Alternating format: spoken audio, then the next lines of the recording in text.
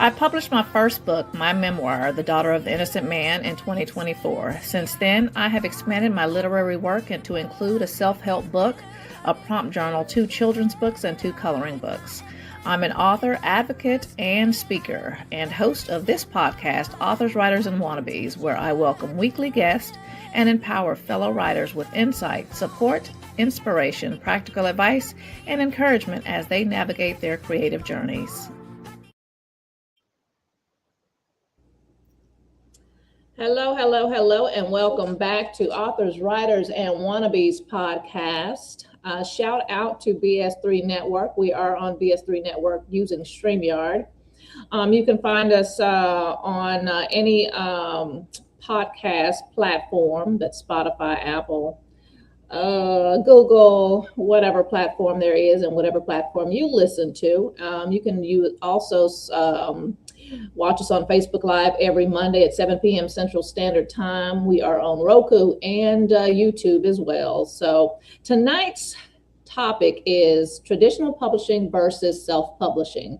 And I have 2 guest authors with me tonight, Mr. Justin and Mrs. Tara. And we are going to start with Justin, and he's just going to introduce himself. All right. Thanks for having me. I'm so excited to be here. So I am Justin C. Key. I put the C in there because there's another Justin Key in Los Angeles, and that's where I'm based. I'm based in Los Angeles, and I've been a writer for almost 20 years now. I've been writing seriously since college, been writing through going to medical school. So I'm also a psychiatrist. I'm a practicing psychiatrist, but I was a writer first, and I write science fiction and fantasy and some horror. And I had 2 books out from HarperCollins. First was a short story collection in 2023, and the second just came out, my first novel, this about a month ago. And I'm married and I have 3 kids. And yeah, that's a little bit about me. And I'm originally from DC, Washington, DC. East Coast. All right. Yeah. All right, Justin, welcome to Authors, Writers, and Wannabes. This is his first time on the show. And Mrs. Tara, what about you? My name's Tara Delaney. I also write under a pen name, Amari Nilix. I am a pediatric occupational therapist. So my earlier works are nonfiction. I've always wanted to write fiction, and so I broke into fiction in 2021. And I have a series out called Austin Heat. So I'm moving back and forth between nonfiction and fiction. And I'm in Sacramento. So. Okay. And you're currently at a conference, right? Speaking on the panel? Yes, I'm in Minneapolis at the Sports Romance Conference, and I'm on a panel for neurodiversity and mental health and romance. And then I'm moderating a panel about football and romance, and, what are the struggles and when you look at the NFL and football in general. So, and I was just at Love LitCon in LA and moderated a panel on neurodiversity and romance. So kind of blending 2 professions. Girl, you a busybody. Well, my kids are 21 and 22, so they're empty nesters. But my husband says we live with 12 imaginary characters now. So there's that. Now, when you have to go and travel to speak, about how many books do you take with you of yours to sell? That's a good question. So for Love LitCon, since the series Austin Heat had all 5 books around, book 6 is about to be released. I took about 200 books, mostly book 1, right? Probably about 80 of them were book 1. And then the rest of them were, the other, 4 books in the series. But I was driving. So that was from Sacramento to LA. So I was driving. Actually, that was in San Diego, sorry. But this one we're flying. So probably about 120 books. Now, did you sell out of those 200?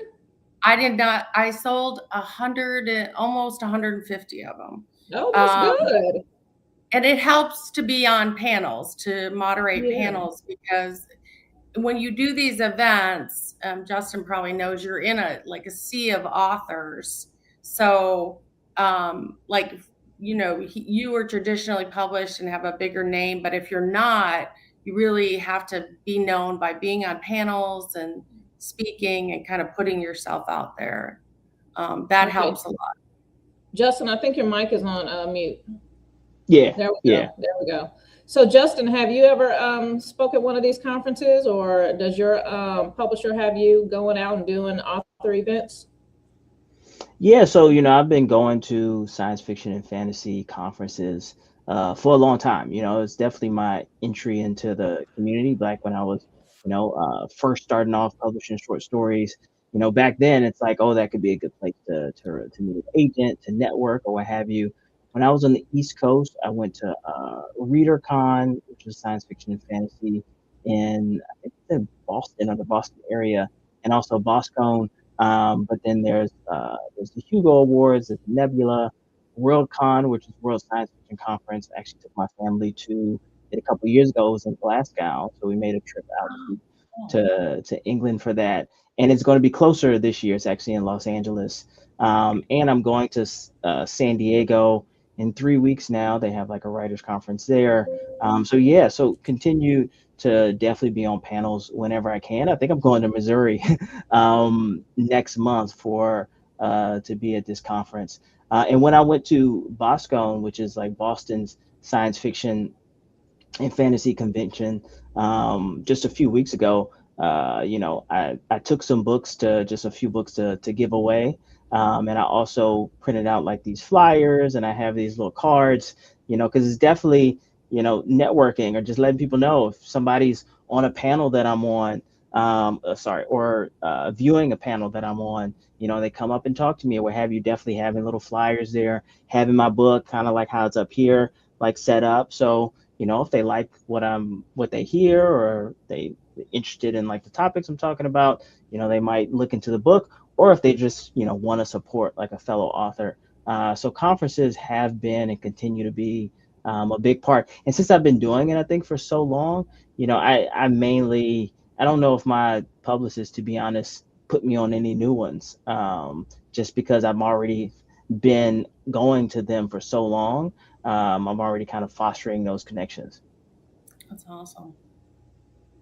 Now, Tara, do you have a publicist as well? I actually had worked with Shishi Media in Austin when I released the book 1 of the Austin Heat series.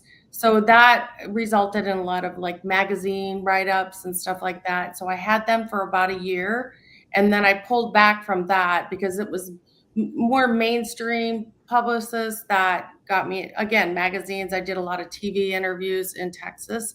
And I think, to Justin's point, once you make those connections, it's sort of, then you get invited to stuff. So Yeah. it was really, really Yeah. helpful. But they're not book publicists, which actually was kind of an advantage in Texas for me. But because of those interviews, I was asked to do an interview in Sacramento, so people can see that you're able to, communicate and you have something to add. So that, I think that's Justin's point, is like just getting yourself out there and doing that. And he has such a unique background, I think. I'm like, oh, I have to look into those books. He's a psychiatrist. I just think that's fascinating. So I do think it's what you said, it's a lot of work, but you do end up meeting people that want to support you, and then you get invited to stuff. Now, being a traditional having your book that is traditionally published, is it a lot of work that you have to do on your end, or is it just all to the publishing company and your publicist? It's definitely not the latter, which, I've learned like in real time. Because at the end of the day, I think, nobody is going to be as excited about your book being out as you are. Right. But, don't get me wrong. I mean, there's definitely a lot more resources kind of at your disposal. But I think there's still a lot up to you to fill in the gaps. I had my first short story collection where it came out, my first book came out at the end of 2023. Based on the experience with that, I decided to get an outside publicist, like an additional publicist firm for this novel that came out. But even then, fostering the connections that I have, like all the blurbs that I've gotten from it, featuring LeVar Burton and Tana Reeve and Paul Tremblay, are from connections that I have fostered and made. And, a lot of I'd say, so my publicist definitely is kind of going out and helping and with my capacity to follow up. But I also think that, for example, like being reviewed in the Washington Post, I think is based on being already known to the reviewer there, somebody who's, been around at the con, somebody who's been publishing short fiction for a while. So it's definitely a lot of fostering that connection. I've been trying to figure out social media. I mean, even as like, being on, I'm here because I've been engaged in social media and I saw a post and I was like, hey, I'm an author. I can do so. So there's still a lot of hustle in me. Whereas, 10 years ago, 15 years ago, I might have thought, okay, like once getting to that traditionally published or having a publisher, I think I heard a long time ago that like it's the writer's job to write and the publisher's job to sell books. But I definitely don't think that, especially starting out, like if you're, Stephen King, then yeah. But, starting out, I think that's, unfortunately, it's not going to be the case. You definitely need to go out there and learn how to kind of, put your face out there. And if you're not good at social media or talking or et cetera, what can you offer, right? Like, some people might write a lot of different op-eds or essays or et cetera. What are the things that they might be able to kind of offer to, get in front of people, because there's a whole lot of books that get released. So it's definitely, the work is not done at the publishing contract from my experience. Now, I got a question for you. If you would have gone the self-publishing route, would you still have hired a publicist? It's hard. I definitely probably would have. I mean, I think that it depends on. It's hard to know in like an alternate universe. If this was back like college me, because I had, by the end of college, I had some books written. Some of them might be up here somewhere. If it was college me, I probably wouldn't have had the resources to.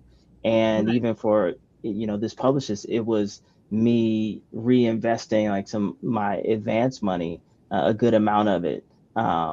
Because one of the things I think with having like a contract and kind of going this route, I think in my head throughout the whole time, it's been okay. Traditional publishing is the way for whatever reason. That's just kind of been. It also may be the same thing. The part of me that went through med school, it's a very like, rigid track, right? So now I'm thinking, okay, I have this book coming out and my next contract is going to really depend on how well this did, in terms of like future publishing contracts. You don't have that, I think, that fresh potential of a debut author anymore. It's like, oh, you got this amount in the advance and you did this amount of sales. Let's make a fraction out of it and see what the percentage is. So that's why, I decided that it would make sense to reinvest some of the advance for publicists. So that's a long way to say I don't know. I think that if I was starting out today, like being a psychiatrist and having like being older and having like some of those resources, I probably would hire an outside publicist. They've been definitely really great to have, and being able to follow up and do all those things, when I can't. Yeah. Tara, did you did you go through a literary agent when you tried to find a publisher? So with the Austin Heat series, I made the decision that we created a media company, Tamar Media, because I knew exactly how I wanted to do this. So I didn't pursue an agent. For my books that are nonfiction, those came about because of the agent that I had. So I was trying to publish a book called Indoor Kids: How Are Changing Lifestyles Impacting the Way Kids Learn and Develop? Mm-hmm. And I think I kind of was telling you that kind of got stopped at McGraw-Hill because I railed against Baby Einstein, some other things in our world that I thought were really actually impeding child language development and neurodevelopment. And so I ended up, that agent ended up getting me the book with Source Books and another book with McGraw-Hill. So I had an agent for my nonfiction, but not for my fiction, which is kind of backwards, but it's just how it worked out. And I was on the speaking circuit monthly for a decade and a half. And that's how I sold a lot of my nonfiction, actually, because people would come listen to me speak on autism or sensory processing, and then those books would sell, not just for the people that were in there, but again, what Justin is saying, like somebody else says, oh, to a teacher or a school psychologist, you should get this book. And that's sort of that word of mouth way. So yeah. Do you ever go to schools? Like, oh yeah, definitely. Yeah. Definitely. Girl, I wrote a book for autistic children. Of course, it's probably not as good as yours. No, I'm sure. But yeah, so girl, I used AI for the pictures. I'm like, oh Lord. So I'm looking at it. It's like a good book, right? But it could be better because the illustrations could be better. Well, I get that. And that's the interesting thing when you're talking about traditional publishing. For my nonfiction, I didn't have any control of what the covers looked like or anything like that. And so even I noticed one of the picture on the answer book it's on Asperger's and autism. It's one of those pictures. What do you call those pictures that everybody had? You can just buy them off the internet. Stock photo. Yeah. Thank you. Yeah. And that was a traditional publisher. So, and all my books, my Austin Heat books, I hired a model actor from LA and we flew him to Austin. And then everybody else that you see on the newer covers are just like, can I show you a cover? This cover, this guy is a business guy in Austin, Texas. Wow. He's never been a model or actor or anything. He did a ton of videos for me. He was kind of stiff at first. I mean, I think this cover is gorgeous, but he was kind of stiff at first. I'm like, hey, so now I find myself like directing photos for Instagram. I'm thinking, I'm a pediatric OT, but it's kind of like when you work with kids, right? Yeah. You're sort of not saying that about him. He was wonderful. Even I have hidden Easter eggs in my series, like the wide receiver he represents. The number is his favorite wide receiver from the Philadelphia Eagles. So I liked it, and I could play with it in a way that I knew I couldn't with a traditional publisher. Not saying I wouldn't love for somebody to come along, and make my life a lot easier than me hiring photographers, graphic designers, and all that stuff. So. Yeah. So Justin, how long did it take you from finishing your manuscript to getting it published? Finish is that's a fluid phrase, or word. I started this book in 2013, and it's gone through a lot of different stages. It started as a short story, and then I expanded it to like a novella.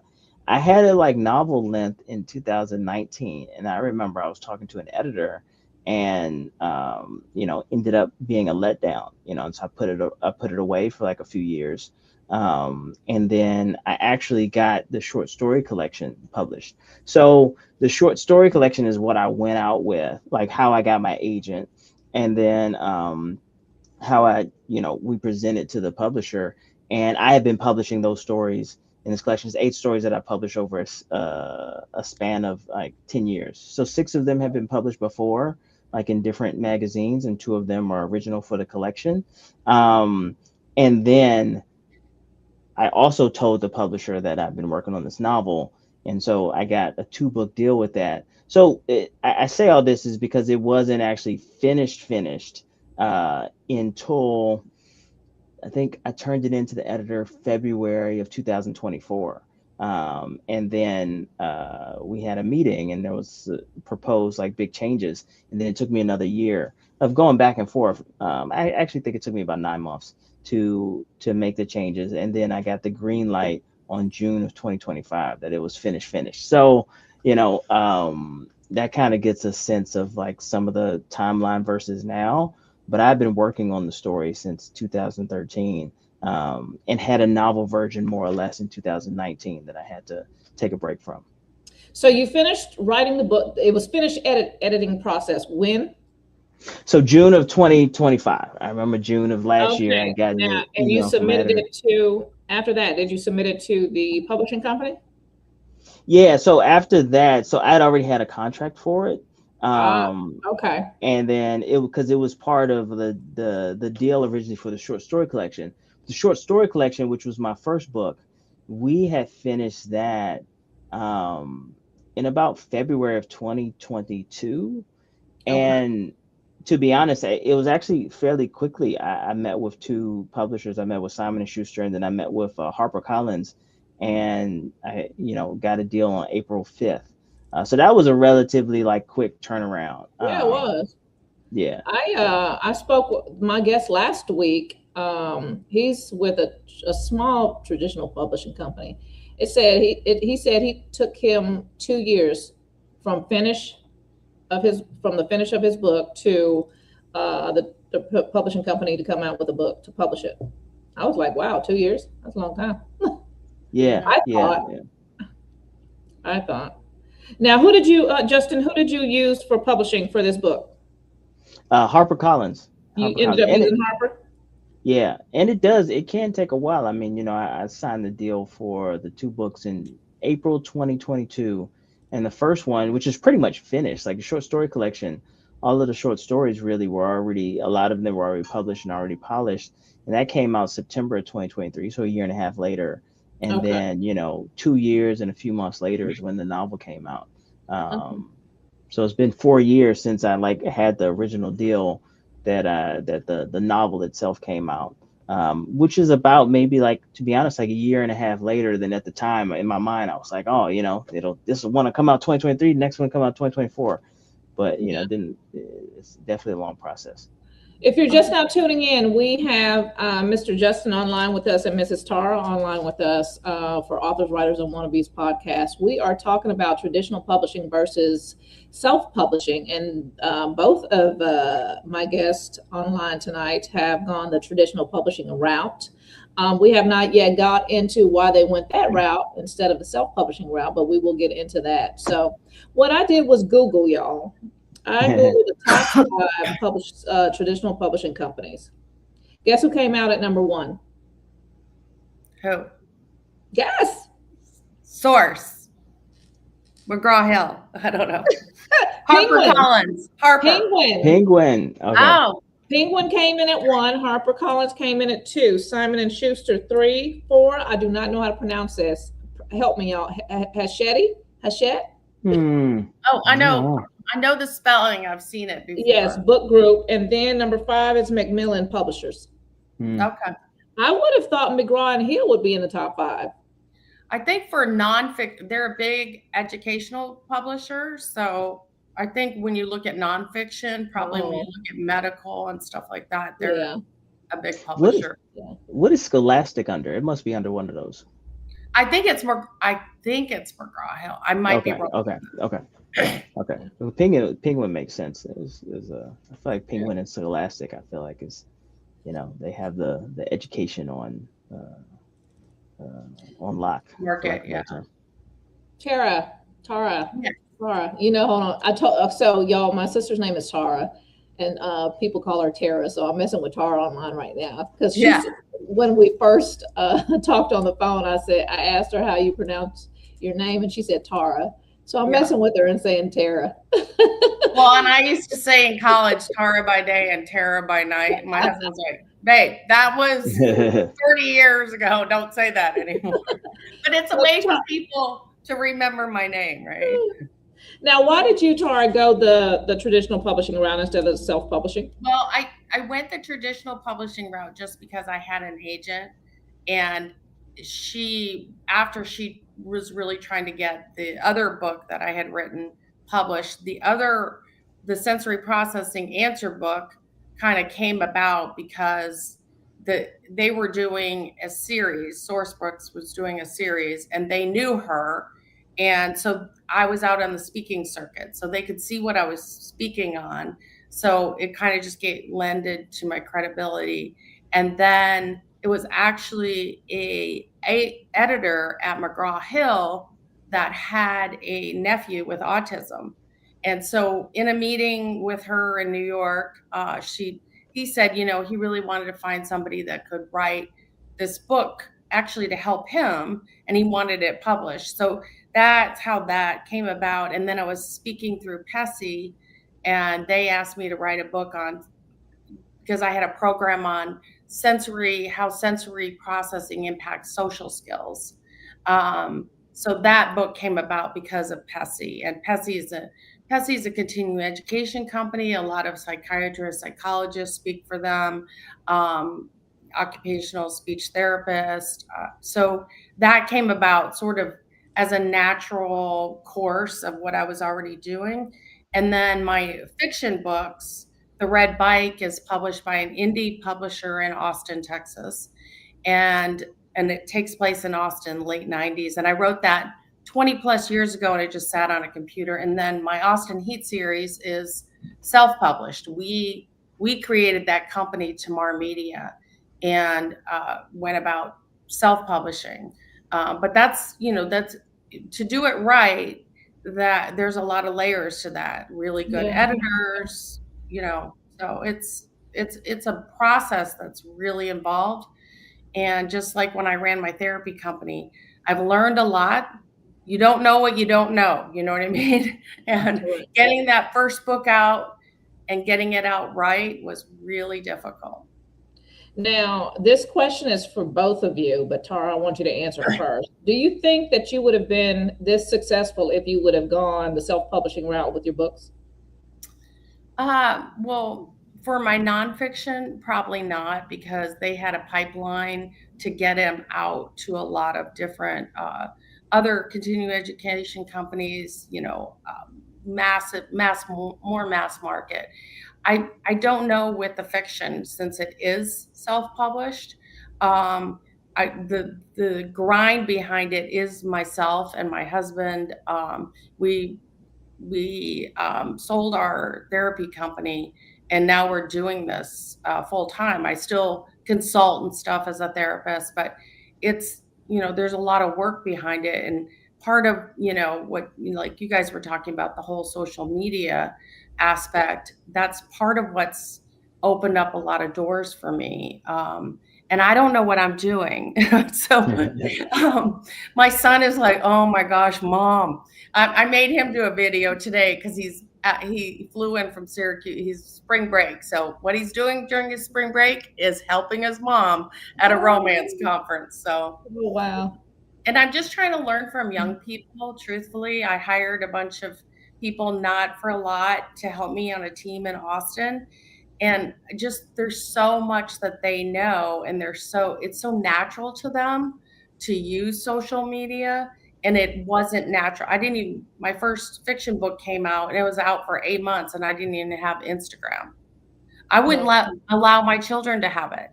And then everybody was like, you're an author and you don't even have Instagram? So I didn't need it for my nonfiction books, because I was on the speaking circuit. I don't think they would have sold the way they sold if I had not been out there pretty much monthly speaking. So yeah. I don't know if that really answered your question, but No, it did. I appreciate it. Thank you. Justin, we're going to you. Same question. Do you think you would have been this successful if you would have went self-publishing route? Yeah, no, I definitely don't, just because it almost feels like, for me, going through traditional publishing, I see like all that does happen, see all that should happen, see that all that goes into it. And I wouldn't have known any of that. And I do think that I'm sure there's a lot of ways to learn. But I also think that at this time where I am, I see patients full time. I own like a practice of, I think, 16 psychiatrists now. We just signed a few people. And so you own a practice with 16 psychiatrists? Yeah, so me and two others, go Justin C. Yeah, it's amazing. So I don't know if I would have the time right now if I was starting from scratch, to learn and to know what I don't, and to learn what I don't know. I do wonder, and even with that, I feel like I don't let myself go down that route, because it's like you don't have time for that. I do wonder now, like, knowing what I do know, if I'm ever in a position where I really believed about a book and I just couldn't find a place that would sell it. I do wonder now, I'd be like, okay, I need to get editor, and I know some editors in the community. I need to get like a cover designer. I need to get a copy editor, all of those things, like to make sure that the manuscript is fine. And then thinking about, okay, how to get into bookstores, and to think about, okay, how to like, do I have enough connections with other authors or writers or what have you to get my own blurbs again, to try to build off the buzz of like the past books, to write different op-eds or what have you, and try to pitch them myself. I feel like there would be so many different things that I would think of to do. At the end of the day, I might be like, maybe I should just, try it for another year to go with a traditional publisher. So I think just from a capacity standpoint, no, I don't think I would have been this. Yeah, you wouldn't have the time or the energy. Yeah, Oh, yeah. Right. There we go. There we go. Yeah. You got a lot going on, Justin C. Yeah. Yeah. No. So, how did you find your literary agent, Justin? Did we go over that? We did not. So going back, I tried to find one the traditional route back in, like, I think it's here on the bookshelf, 2011. I have like the Writer's Digest Guide to Literary Agents. I queried like, maybe 100 literary agents, and tried to personalize each, had comps and all that. I got like maybe a few requests for partial, and then maybe like 3 requests for full manuscript from this manuscript that I had written a long time ago. And I tell people it's ultimately, I think, a learning experience. Then I took a break from working on novels when I went into med school, and focused on publishing short stories for a long time. And then, there's no agent, it's you and the editor. So I got short stories published for a good amount of years, and that helped me, I think, become more known in the writing, in the science fiction and fantasy writing community, etc. But all that to say, I was serendipitously introduced to a Hollywood talent manager, like really just like from someone who knew us both, knew that I was a writer, and then just knew this person that was like late career, only taking on passion projects. And we linked up at the end of 2020, and neither one of us thought too much of it. Neither one of us knew much about the other person. And then he was like, I like you. You're nice. Send me some of your stories, and then we'll see. So that's really where I think right time and right place met hard work, because I had stories ready to go, and I sent him 7 of my stories. And then we had a conversation a few months later, and he was like, I really love your writing. We're going to get you a New York literary agent. We're going to do this, do that. And I was like, I don't know, sir. I'm very cautiously optimistic, but he was the real deal. I think that a couple months later, I met with a literary agent out of New York, Adam Eaglin, and he said, I think you have enough here for a short story collection, which kind of blew my mind, because I was not thinking that short story collection would be the route to go. I was thinking that, okay, one day when I have the time, I'm going to go back and really focus on the novels again. And I'd really been exhausted, I think, from the process of like searching for an agent. It can definitely be, a very tiring process, to be honest. So, excuse me. So that's all to say, I was in the right time in the right place. But I also had put in, if that had happened to me back in 2009, I'm sure they would be like, I like you, you're a nice person, etc. And, you have a lot of potential. But, I think it happened at the right moment for me. Mm-hmm. Would you want your books to turn into a movie? Yes. Yeah. Yes. Is that the ultimate goal? So ultimate goal is part of the goal. And to be honest, my ultimate goal is to be a novelist, and right now it's like the hope is like to do well enough so that I can do more.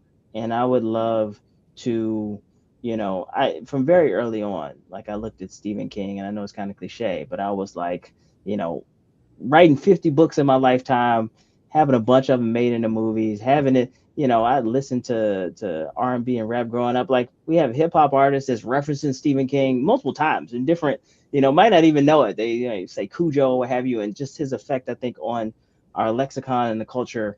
That would be the dream. But I do think that it'll be great to see like one of my stories on the big screen.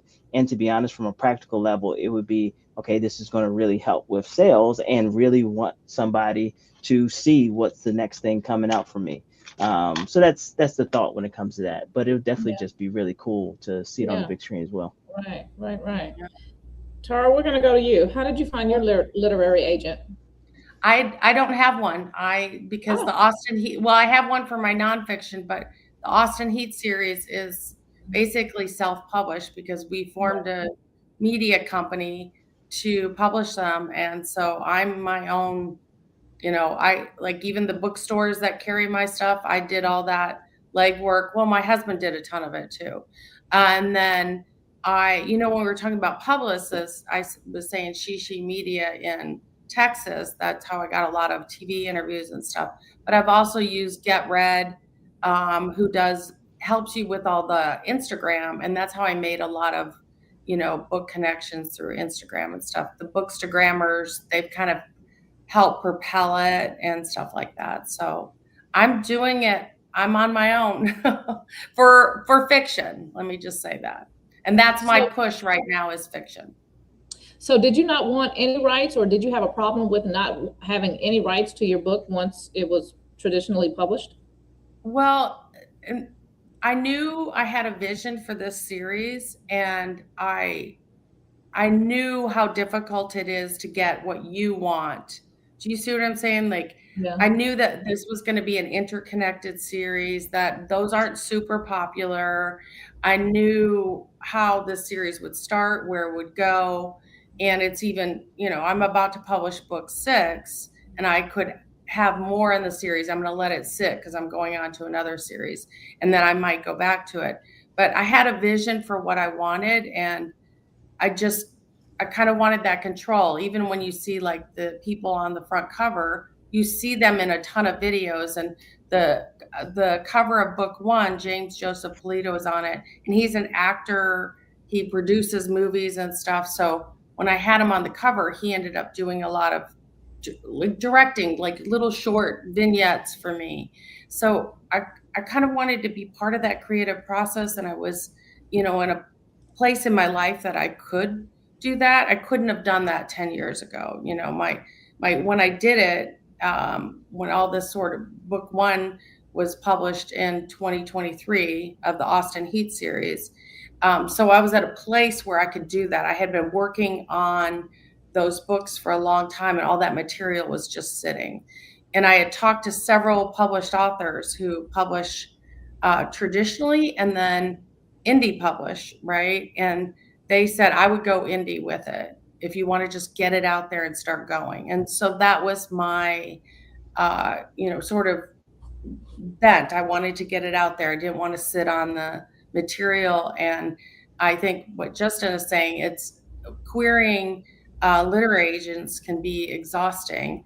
I did it the first time and ended up finding. I only did 2, and I was exhausted. Yeah, exactly. So I would definitely love to meet somebody, and I'm really lucky right now because my editor for the Austin Heat series, she's the editor for 4, 5, and 6. She's also the longtime editor for May Cobb. I don't know if you guys know who she is. Her series, The Hunting Wives, was one of the big series on Netflix. And again, she's been in the trenches for years, like Justin was saying. And May, that was her big breakout. And I met her editor through Instagram. Her editor and I connected, and she was like, I love what you're doing with all these videos, So we ended up having, some intense conversations, and then she came on board as my editor. So to me, that was super valuable, because I wasn't trained in a traditional writing program. So having a really intense editor who, we talk about everything, and she kind of redirected me for book 4 and 5. So that was a long way. You know how I am. No, I take a long time to answer a question. No, I love it. It's 7:40. The time is going by perfect. I know. I'm ready for a glass of wine. Oh, okay. I do have wine in there, though. I know I Yeah. said I stopped drinking, but I drink every now and then. I may have a drink like once every 2 weeks, but I may give me some wine tonight, girl, to celebrate this Yeah. show. Hey, so do you guys know my story? I No, actually went I and don't. researched it when I saw your name on Threads. That's where I believe I saw your post on Threads, and then I Cool. researched your story about your dad. And I Yeah. was just, it's an amazing story. So please share it. I So love I it. self-published, and I wish I hadn't. I wish I hadn't self-published. I was rushing. Well, I started writing my memoir in 2018, 19. And it took me 5 years to finish this memoir because I added some stuff, I took away some stuff, I, omitted a lot of stuff because I didn't want, this is a story about my life. I didn't want, my kids to know some stuff, and it was very emotional, a very emotional journey for me. I rewrote this book 5 times probably. There's some chapters I lost, I had to rewrite. I mean, it was crazy. But, I figured, it took me 5 years, man, I wanted to rush and get this book out. I want everybody to know my story, and I wish I hadn't, but oh well, it's out there now, so I self-published, but I have all rights to it. I can do anything with this book. I have re-edited it and put it out there again. So my book, my memoir is called The Daughter of the Innocent Man, and John Grisham wrote a book about my birth father, the innocent man. And I found out the innocent man, who is my birth father in this book, in 2018 when I started writing my book, right? But the twist is I'm adopted, right?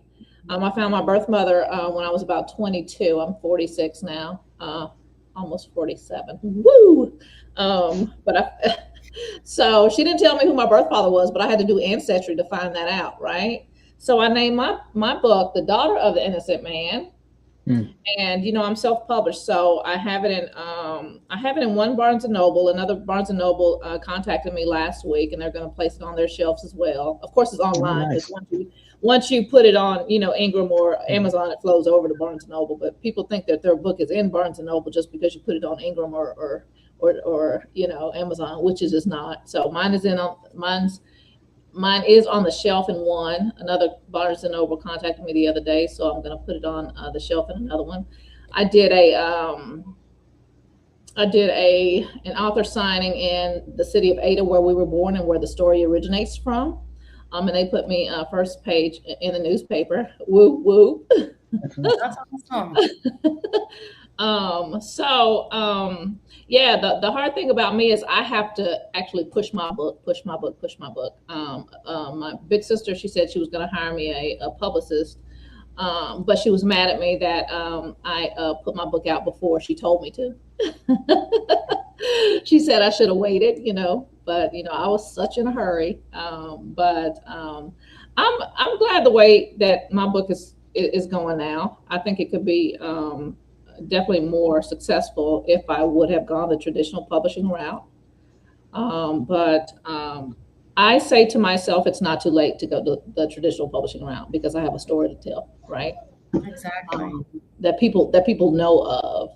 They know of his story, but they don't know of my story. And my story is more than just the daughter of the innocent man. It goes into, oh girl, I used to be a stripper. The mental health issues. So anybody who has gone, it talks about it being adopted. Anybody who has gone through the system where it is foster care, adoption, prison, anyone who has suffered from mental health issues, motherhood, all of that. It's in that book. It's like for anybody, men and women. Yeah. Oh yeah. Yeah. So I actually did submit a query letter to. I don't know who it was. I forgot. But I have been doing so much research, and I just need a spreadsheet because I research like from 1 to 3 a.m. That's the best time that my brain works. Oh wow! Yeah. Yes, that's the best time that my brain works. So I'm up in the middle of the night, researching, and I submitted this query letter probably at 4 a.m. one morning. I know this agent was like, "Why is she up at 4 a.m.?" No, I've done that too before. Where you can't sleep, you're like, Yeah. Somebody needs to hear about this. Yeah, yeah. So, girl, I think one night a couple of weeks ago, I was just online, just emailing everybody. I had emailed because I have two children's books, even though they're not really doing anything. I just wanted to put them out because I think one is about the autistic children, and the other one is I Love You More Than Life Itself. So it talks about a little girl named Liza Jane. She asked her mom, why do you love me? And throughout the whole book, it tells the daughter why she loves her so much, right? So I contacted St. Jude girl, and I was trying to donate some books. Yeah, no, that's smart. Honestly, that's smart. So, just going, just going any type of route I can. Self-help. You should contact always.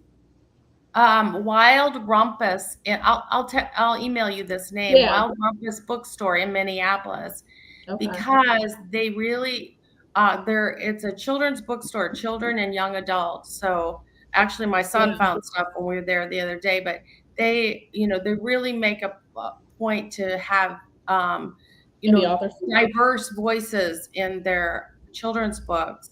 It was mind blowing, this bookstore. Really? I would contact them. I'll email you their name. They're in Minneapolis, and right now, really getting showing that we come from a diverse country of people that come from everywhere, different backgrounds, is really important in this city, Minneapolis, right? This bookstore is doing an amazing job of doing that. It was just flooded. I couldn't believe that this was a children's bookstore and young adult. It was packed. So I'll send you the email. I always try those indie bookstores because I want to support indie bookstores myself as an indie author. And when I did a bookstore tour in Texas, Grapevine Books, Grapevine, Texas, Talking Animals is another one. So I'll send you some names of people that I think might be interested. They really want to support indie authors, especially if they know that the books are well edited. That's the difficulty with a lot of bookstores, is they want sort of to know that those books are really well edited, so that they're not selling something that isn't. So I do have my memoir in a bookstore in Oklahoma, and then the Barnes and Noble. There's a lot more stuff that I could be doing that I am going to try and do. I told myself in 2026, Noelle, get your butt on it. Of course, it's on Ingram Sparks and Amazon, and I did it's on Spotify. I did do an audio of it. Oh, cool! So, did you do it yourself? In audio, what I did was I cloned my voice. You can use a clone feature on there. So I spoke into this microphone, I cloned myself, and I think it sounds like me. Now, my family was like, that's not you. But people who don't know me, they're going to be like, oh, they're not going to know. But I think it sounds pretty close to my voice. So yeah, I went that route. I think rereading this book over, I think it would put me in an emotional state that I don't know if I want to be in. So I am working on 2 more books, a romance novel, which I'm going to use a pen name. And then That's what I do. So. And then I'm working on a youth book as well for ages 9 and 12. And that's about adoption, a little boy who has gone through the foster care system, who has found a home, a permanent home. So I am going to probably narrate those myself.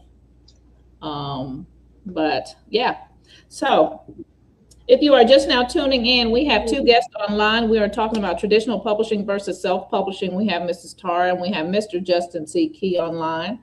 And we have time for a few more questions. And then if you have any, if you're actually listening to us on live, if you have a question, type it in on Facebook, and we can probably get that question answered. I haven't seen any questions come through yet. I'm looking on both StreamYard and my Facebook. I haven't seen any, but I don't know how to do this really well. So all I know how to do is speak. You're doing it. You're just doing it. That's what you got to do. Hey, I'm winging it, Do it. This technology stuff is not for me. Okay. All right. So, what advice, Justin? What advice would you give someone trying to get a traditional publishing deal? Yeah, let's see, what advice would I guess? So I guess, persistence. Um, and I do think that, you know, building connections, community with people. I think that even, long before like, getting a publishing deal or what have you, like, being part of critique groups, critiquing other people's work, supporting other people's work, I think putting in that time to, I think, build those connections. Even if it doesn't directly result in, let's say, finding an agent or finding a publishing deal or what have you, at some point it's going to be beneficial to have a community to kind of help navigate those. I do think, for me, I went the route of doing short stories. um, and I think that that may not be for everybody, but I do think that it was something where I could focus on much shorter, shorter pieces of work, and then also deal directly with, editors and go through. It was almost kind of like a mini version, I think, of getting like a novel published, because there was years where it would just be like rejection after rejection, and then, it's like, okay, I got an acceptance into this magazine that I've been trying to for a long time, and then I got another acceptance, and I got invited to anthologies or what have you. So I think it was a way to really, I think, for me to get some of that positive feedback, to be honest, Right. of writing. So that was my journey, but I would also say not to force a short story if you just don't feel like you have the short story, like the want or the love for short stories in you. But those would be my kind of like 3 cents. We do have a question, y'all. So, what are some innovative avenues for selling? I'm self published with what I think is a non traditional book product. What do you think about that, Ms. Tara? So I definitely say that, Instagram is, Instagram, TikTok. I don't do as much on TikTok, but connecting with other They have that book talk. bookstagrammers. Yeah, book talk. So, definitely connecting with those people. What's been fascinating to me is having people talk about Austin Heat and then tag me. And then I reach out to them personally, and say, thank you so much. And just recently at Love LitCon in San Diego, one of the bookstagrammers flew in and she was my personal assistant for the conference, and she has so many connections and she had so many great ideas. These people are very passionate, and I think as an author I feel very lucky to have people read anything I write and want to talk about it. So definitely doing that. And one of the things I've noticed on social media is if I don't want to get on because I have to then wash my hair and put makeup on, and I'm like, oh, especially when you're writing, you're in the trenches and you haven't showered. Oh, okay, that's TMI. But I'm just saying, the more you get on, the more that matters to people. And this word is overused, but authenticity. And if you have a product that doesn't fit a typical realm, I think that is something that you need to talk about, and talk about why that is and what angle you see that being, something that the world needs to hear. And I see authors doing it all the time, and I just think, as long as you're just not doing a pattern thing, a gimmick, you have something sincere in your work. I mean, I'm writing romance. I didn't know I was writing romance. It was a book packager in New York who said, you're writing romance. You better be reading romance. And I was like, I'm not writing romance. She was like, this is romance. There's a lot of sex in it. So I started to read it, and then I'm like, I'm not writing that. But now you have a lot of different authors that are entering that genre, different backgrounds, which is making that genre a lot more, have a lot more meat to it. No pun intended with that. But and so I think really getting yourself out there, to the person that asked that question, and talking about why you think this is different. Go with that angle. this is different. It's not going to fit in this genre. It's not going to fit in this genre, and this is why. Yeah, that's a good question. So Tara, I got one more question for you before I move to Justin's last question. Since you are a published author and a traditionally published author and a self-published author, what are the pros and cons? So I think the pros for being traditionally published is that you have a lot more direction. This is mine is nonfiction, but even in fiction, what I've heard from people is that they're saying maybe they cut this part out in the middle, it's too long, or things like that. So you're kind of throwing it over the fence, especially in nonfiction, and it's thrown back to you with edits. And then you go through those edits, right? And then you get it back to them. You may have some questions, but ultimately they have a vision. You have to kind of get on the same page with the shared vision with traditional publishing. And then they're doing everything. They're editing, copy editing it, the formatting. I mean, we hire a professional formatter. We hire all those people, graphic designer for our covers. That's what you have to do with indie publishing. I know some people don't do that, but then it shows. So with indie publishing, you're going to spend some money to get that out the door if you want it out the door as a solid, polished product. Whereas traditional publishing, they're giving you money up front, and then you're getting royalties from it. So it's a different model completely. But you see authors like, this is a big person. So Colleen Hoover, who indie published, traditional published, and then what she did was she controlled her destiny, if you will. When traditional publishers wanted her, she said, well, I'm not going to give up on indie publishing. So what that did is that traditional publishing, like what Justin is doing, he's got this traditional publishing backing. But if he went out there with an indie published book, now he already has a name. He has the ability now to say, look at all this other stuff I've done, and then get the royalties from that are more direct too. All right. So, if that makes any sense. It does. You make sense, hon. Okay. Yay! That ADHD is being controlled right now. It is okay, because honey, we are in the same pot. Okay. Justin, one last question for you. If you could change one thing about traditional publishing, what would it be? Okay. If I could change one thing about traditional publishing.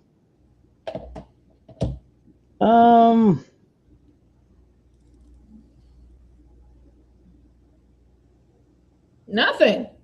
No, I'm trying to think. I think that the thing that, but this is, I don't know how universal this would be. I mean, this is kind of my experience, and I don't know if it would be. I wouldn't change this for everybody because I don't know if it would do harm to everybody. But the advanced setup, that thing of like giving it advance beforehand, I don't know. I think that it creates. I feel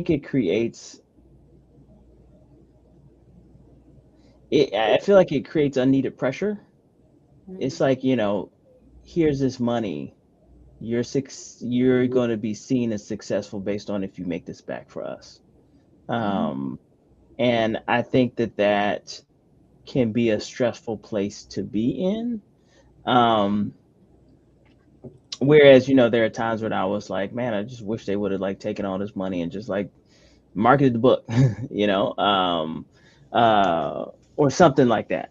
Right. Whereas though I do recognize that, for some people like that advance and that guarantee can be pivotal to, I think, the livelihood. So that's why I say it kind of with some hesitance, because that's something I think that I would change for me